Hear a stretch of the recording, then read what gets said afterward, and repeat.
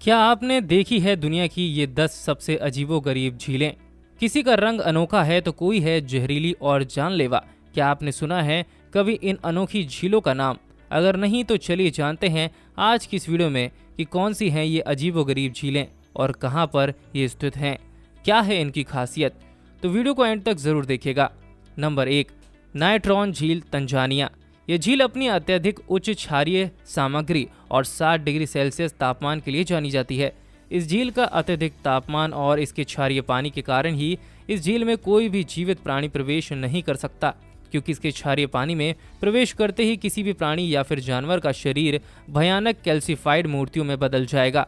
इस झील को मौत की झील के नाम से भी जाना जाता है, क्योंकि किसी भी जीवित प्राणी को मृत कर सकती है। नंबर 2, न्योस झील, कैमरून। इस झील को 1986 में हुई एक विनाशकारी घटना के लिए जाना जाता है। ऐसा माना जाता है कि 1986 से पहले ये झील स्थानीय लोगों के लिए साधारण झील के बराबर थी, लेकिन 21 अगस्त को झील के आसपास रहने वाले किसानों ने कुछ गड़गड़ाहट सुनी और एक बड़ा सा बादल देखा, जो वहां के लोगों के लिए मौत का बादल बन गया था। दरअसल वो बादल नहीं, बल्कि झील से बड़ी मात्रा में कार्बन डाइऑक्साइड का रिसाव हो रहा था, जो बादल जैसा दिखाई दे रहा था, जिससे आसपास के गांव में 1700 से भी अधिक लोग और जानवरों का दम घुटकर उनकी जान चली गई। इस घटना ने झील को उथला और अलग तरह का नाम दिया। अपनी ज्वालामुखी गतिविधियों के कारण ही यह खतरनाक झील के रूप में बदल गई। Number 3, horseshoe lake, California, USA. ज्वालामुखी कैटर के भीतर स्थित यह झील एक बहुत ही विनाशकारी और रहस्यमयी झील है। ऐसा माना जाता है कि इस झील से कार्बन डाइऑक्साइड निकलती है। वैज्ञानिकों द्वारा पता लगाया गया है कि यहाँ की मिट्टी में कार्बन डाइऑक्साइड की उच्च मात्रा है, जिसके कारण कभी भी यहाँ पर गैस की उच्चता इतनी बढ़ जाती है कि वो ऑक्सीजन को विस्थापित कर देती है, जिससे आसपास के क्षेत्र में पेड़ों और जानवरों की मौत हो जाती है। नंबर 4, कराची झील, रूस। ये झील सोवियत काल के दौरान किए गए परमाणु परीक्षण के फेंके गए वेस्ट डंपिंग का परिणाम है। यह झील पृथ्वी की सबसे अधिक प्रदूषित झीलों में से एक है, जिसका कारण है इस झील के पानी द्वारा निकाले गए रेडियोधर्मी निकाय। इस झील का तीव्र विकिरण इतना खराब होता है कि झील के पास कुछ मिनटों के लिए खड़ा होने पर आपकी मौत हो सकती है। नंबर 5, रूपकुंड झील। हिमालय में बसे रूपकुंड झील को कंकालों का झील भी माना जाता है, जिसका कारण है झील के तल पर पाए जाने वाले मानव कंकाल की हड्डियां, जो ना जाने कितने हजारों वर्ष पुरानी हैं। ये कंकाल इस झील में कहां से आए, इसका पता आज भी कोई भी नहीं लगा पा रहा है। झील के आसपास के सुंदर नज़ारों के कारण यह पर्यटकों के आकर्षण का केंद्र बना रहता है। Number 6, lake Michigan triangle, USA. ये एक साधारण झील है और इसकी कोई खास विशेषता भी नहीं है। ये झील lake Michigan triangle great lakes क्षेत्र का हिस्सा है। यहाँ से कई सारे जहाज़ों को गायब होने की घटना पाई गई है और अभी तक इसके कारणों का पता नहीं चल पाया है। इन्हीं घटनाओं की रहस्यमयी प्रकृति ने इस लेक मिशिगन ट्रायंगल झील को इतना फेमस कर दिया है। Number 7, लगुना रंगाडा, Bolivia. यह झील अपने विशिष्ट लाल रंग के लिए जानी जाती है। उसका यह लाल रंग झील में उपस्थित अत्यधिक मात्रा में पाए जाने वाले खनिज सामग्रियों और झील में मौजूद लाल शैवालों के कारण है, जिसके कारण यह झील काफ़ी भयानक रूप में परिवर्तित हो जाती है। दूसरी ओर यह झील राजहंस के बड़े झुंडों के घरों के लिए जानी जाती है, जो कि एक वातावरण को दूसरे वातावरण से जोड़ते हैं। Number 8, spotted lake, Canada. यह झील सर्दियों के दौरान तो एक आम झील की तरह प्रतीत होती है, लेकिन गर्मियों में इस झील से जब पानी वाष्पित होने लगता है तो इसमें विभिन्न रंगों के खनिज युक्त पदार्थ छूटने लगते हैं, जो कि किसी धब्बे जैसे प्रतीत होते हैं। ये धब्बे इतने विशाल हो जाते हैं कि पोल्का डॉट पैटर्न बना लेते हैं। इसी कारण इसे स्पॉटेड लेक के नाम से जाना जाता है। ओकनगन राष्ट्र के स्वदेशी लोगों को इस झील को एक पवित्र माना जाता है। उनका मानना है कि इस प्रत्येक अलग अलग मंडलियों में अलग अलग उपचार और औषधीय गुण पाए जाते हैं। Number 9, jellyfish lake, Palau. Jellyfish, जो कि समुद्र में पाए जाने वाला एक जीव होता है। आपको जानकर हैरानी होगी कि यह दुनिया की इकलौती एक झील है जहां पर आप लाखों जेलीफिश एक साथ एक ही जगह पर देख सकते हैं। इन अनोखी प्राणियों के बीच तैराकी करने का अनुभव अलग ही होता है। नंबर 10, उबलती झील, डोमिनिका। उजाड़ घाटी में स्थित यह झील दुनिया की दूसरी सबसे गर्म झीलों में से एक है। ये झील अपने अत्यधिक उच्च तापमान के कारण सदैव गर्म रहती है और झील का पानी वाष्प में लिपटा रहता है, जिसके कारण यह उबलती हुई प्रतीत होती है। नंबर 11, अब्राहम झील, कनाडा। इस झील की सबसे खास बात यह है कि सर्दियों के दौरान यह झील पूरी तरह से जम जाती है। लेकिन इन जमे हुए बर्फ में मीथेन के बुलबुले फंस जाते हैं, जो कि जमे हुए झील को एक खूबसूरत और आकर्षक रूप प्रदान कर देते हैं। तो क्या आप इनके बारे में जानते थे? हमें कमेंट सेक्शन में ज़रूर बताएं और इस वीडियो को लाइक और शेयर ज़रूर करें। साथ ही हमारे पेज को फॉलो कर लीजिए। क्या आप जानते हैं अजीबोगरीब फैशन और कपड़ों को लेकर विवादों में रहने वाली उर्फी जावेद के बचपन की सच्चाई? उर्फी के बचपन की कहानी सुनकर आप भी रो पड़ेंगे। तो चलिए जानते हैं आज की इस वीडियो में उर्फी जावेद के कड़वे सच के बारे में। तो वीडियो को एंड तक जरूर देखिएगा। कभी पिन तो कभी सिम से कपड़े बनाने वाली इस पूरी इंडस्ट्री में एक ही है। क्या हमें आपको उनका नाम बताने की जरूरत है?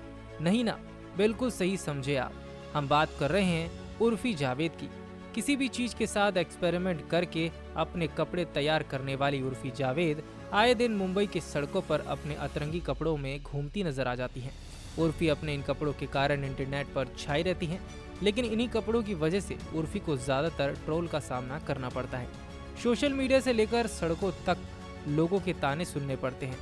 उर्फी जावेद हमेशा हंसती मुस्कुराती रहती हैं, लेकिन क्या आपने कभी सोचा है कि हंसती मुस्कुराती लड़की की इस मुस्कान के पीछे कितना दर्द छिपा हुआ है? नहीं ना, उर्फी जावेद आज चाहे कैमरे के सामने कितनी भी बिंदास रहती हैं, पर उनके जीवन में एक समय ऐसा था जिसमें उन्होंने काफी कुछ झेला है। यह हम नहीं बल्कि खुद उर्फी जावेद बताती हैं। तो चलिए जानते हैं कि उर्फी जावेद के पीछे की जिंदगी में क्या क्या बीता है। लखनऊ शहर से बड़े सपने लेकर मुंबई आई उर्फी जावेद ने शुरू में टीवी के सक्सेसफुल एक्ट्रेस बनने का सपना देखा। कई शोज में एक्टिंग भी की, लेकिन सफलता नहीं मिल पाई। फिर उर्फी जावेद ने अपने उस पैशन को फॉलो किया जिसे वह बचपन से ही पसंद करती थी। उन्होंने फैशन इंडस्ट्री में कदम रख दिया और वह दुनिया भर में अपने अनोखे फैशन सेंस को लेकर छा गई। उर्फी ने सिर्फ अपने करियर में ही नहीं बल्कि पर्सनल लाइफ में भी काफी कुछ देखा है। उर्फी का बचपन बहुत दर्द भरा रहा है। पिता के द्वारा किए गए अत्याचारों से टूटी उर्फी ने कभी हार नहीं मानी और खुद को दर्द से छुटकारा दिलाने के लिए फैशन में कूद गई। एक हालिया इवेंट में उर्फी ने बताया कि कैसे उनका बचपन बहुत ही बुरा बीता है और उन्हें सुकून पाने के लिए फैशन का ही सहारा लेना पड़ा। उर्फी ने कहा कि उनका बचपन बहुत ही बुरा बीता। उस वक्त जो चीज़ें उन्हें अच्छी महसूस कराती थीं वो मेकअप करना होता था और कपड़ों से नई चीज़ें बनाकर पहनना होता था। ये चीज़ें उन्हें सुकून पहुंचाती थी। जब चीज़ें खराब हो जाती थी तो वो मेकअप करती थी और तैयार होकर खुद को शीशे में देख लिया करती थी। बता दें कि उर्फी जावेद कई बार बता चुकी हैं कि उनके पिता बचपन में उन्हें बहुत मारा पीटा करते थे। एक बार उनकी एक तस्वीर अडल्ट साइट पर लीक हो गई थी और इसी वजह से उनकी जिंदगी और भी जहन्नुम बन गई थी। उर्फी ने पिता के अत्याचारों से छुटकारा पाने के लिए अपना घर छोड़ दिया और मुंबई आ गई। आज उर्फी अपने बोल्ड और यूनिक लुक्स के लिए चर्चा में बनी रहती हैं। बॉलीवुड सेलेब्स भी उनके फैशन को सराहने लगे हैं। तो क्या आप उर्फी के बारे में ये सब जानते थे? हमें कमेंट सेक्शन में ज़रूर बताएं और वीडियो को लाइक और शेयर करना बिल्कुल भी ना भूलें और हमारे पेज को अभी फॉलो कर लीजिए। लाल चंदन कैसे बनता है? आखिर इतना महंगा क्यों बिकता है? क्या है पुष्पा मूवी में दिखाए जाने वाले लाल चंदन की सच्चाई? चले जान लेते हैं आज की इस वीडियो में, तो वीडियो को एंड तक जरूर देखना।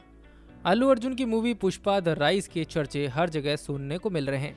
मेकर्स के मुताबिक यह 2021 के सबसे अधिक कमाई करने वाली मूवी बन गई है। इस मूवी में उत्तर भारत के शेषचलम जंगल में पाए जाने वाले लाल चंदन की तस्करी के बारे में बताया गया है, जो करोड़ों रुपए का बिकता है। असली में यह चंदन काफी कीमती माना जाता है, इसलिए इस जंगल में एंटी स्मगलिंग स्टाफ फोर्स को तैनात किया गया है, जो सैटेलाइट से नजर रखती है। ये चंदन शेषाचलम जंगल के अलावा कहीं नहीं पाया जाता। इसकी तस्करी करते हुए पकड़े जाने पर 11 साल की जेल का प्रावधान है। करोड़ों रुपए में बिकने वाला लाल चंदन की विदेशों में काफ़ी ज़्यादा डिमांड है। इसका उपयोग कई तरीकों से किया जा सकता है। पुष्पा मूवी में जिस लाल चंदन से करोड़ों की कमाई के बारे में बताया गया था, वह असल में भी काफ़ी ज़्यादा मूल्यवान है। चंदन के 4 प्रकार होते हैं, जिसमें से एक लाल चंदन और दूसरा सफ़ेद चंदन, तीसरा मयूर चंदन और आयर चौथा नाग चंदन। सफ़ेद चंदन की अपेक्षा लाल चंदन की मांग और दाम बहुत अधिक होता है। लाल चंदन को कई नामों से पुकारा जाता है। वैज्ञानिक इसे पोरोकॉपर्स सेंटिनस कहते हैं। इसके अलावा इसे रतंजलि, रक्त चंदनम, अति, शेन चंदनम, लाल चंदन, रूबी जैसे कई नामों से जाना जाता है। भारत में ज़्यादा लाल चंदन की मांग विदेशों में है। सिंगापुर, जापान, ऑस्ट्रेलिया सहित कई देशों में इसकी मांग बहुत ज़्यादा है, लेकिन सबसे ज़्यादा चीन में लाल चंदन की डिमांड है, जहां इसके लिए महंगा भुगतान किया जाता है। आप इसकी खेती करके अंतर्राष्ट्रीय तौर पर व्यापार कर सकते हैं। भारत में फल, फूल, सब्जी, अनाज और लकड़ियों की ऐसी दुर्लभ प्रजातियां पाई जाती हैं जिन्हें उगाना तो आसान है, लेकिन इनकी कीमतें करोड़ों रुपए में होती हैं। ऐसी ही एक प्रजाति है लाल चंदन की। जी हाँ, अभी तक सिर्फ सफेद चंदन के बारे में आपने सुना होगा, लेकिन क्या आप जानते हैं कि लाल चंदन दुनिया की सबसे दुर्लभ प्रजाति है और सबसे महत्वपूर्ण लकड़ी मानी जाती है। इसका इस्तेमाल संगीत के वाद्य यंत्र बनाने, फर्नीचर और मूर्तियां बनाने के अलावा और औषधियां बनाने के रूप में भी किया जाता है।